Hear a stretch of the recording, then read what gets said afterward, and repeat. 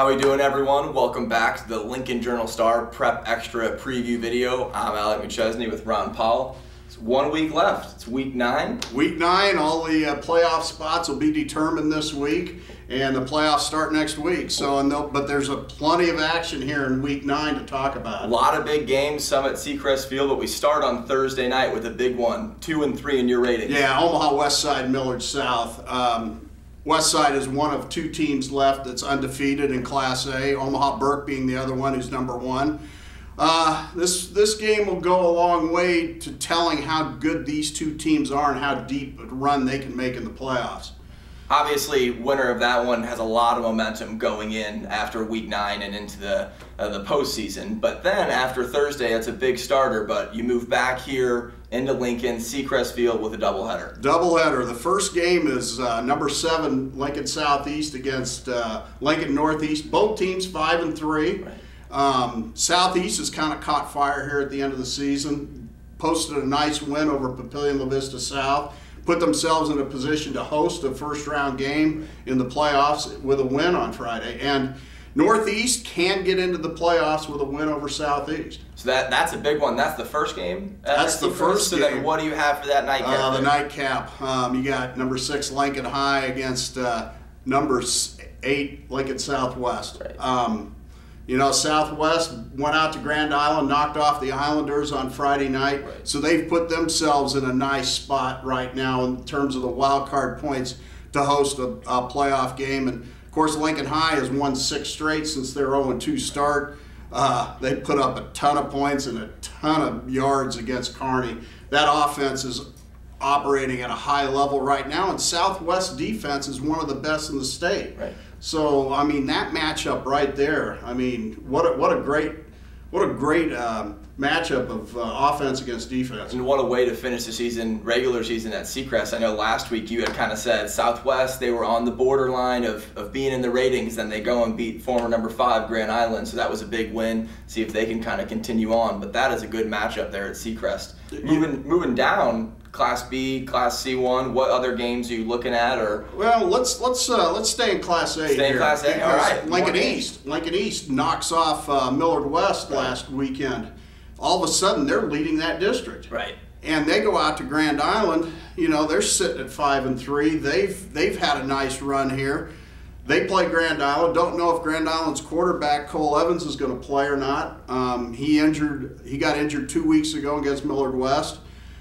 Win by East, and they're in the playoffs. Right. Because they win the district. And you wrote that story just a few days ago. You can find on Prep Extra about the Lincoln teams kind of having a resurgence this year, and playoff November football even a real possibility for a lot of these schools. Yeah, it certainly looks like there's a lot of talent in the city this year. Right. When you look and see, you know, across the board, quarterbacks, linebackers especially, right. Very deep. So then now, is that kind of what we're looking at in Class A to be able to move on, or is there another big game there? Yeah, you know, Pius can clinch their playoff berth with a win over Omaha South. That'll clinch the number 2 spot in their district. Right. So they're probably in real good shape. To do that. So, you know, we'll see how that 16-team field shakes out here. Right. You know, we're looking at Class B, big matchup out west, Scottsbluff and McCook. Right.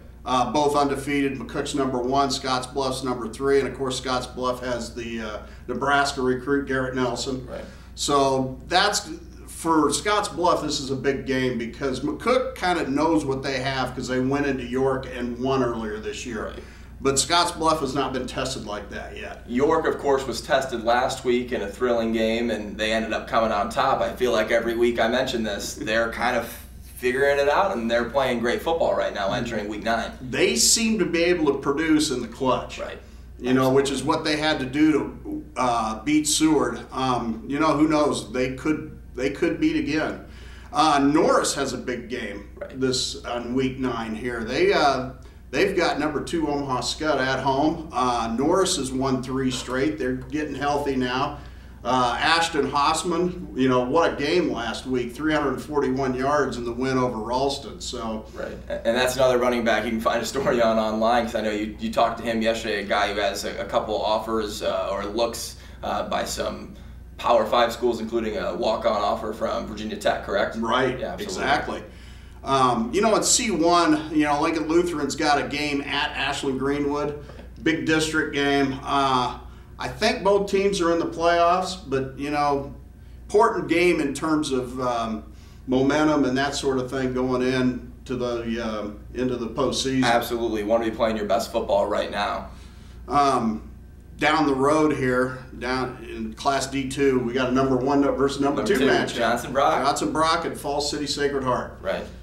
Neither one of these teams have been challenged this year.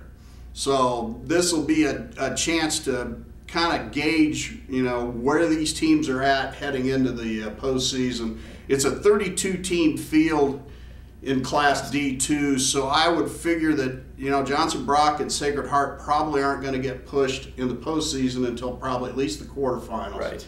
And those two will probably end up playing again against each other.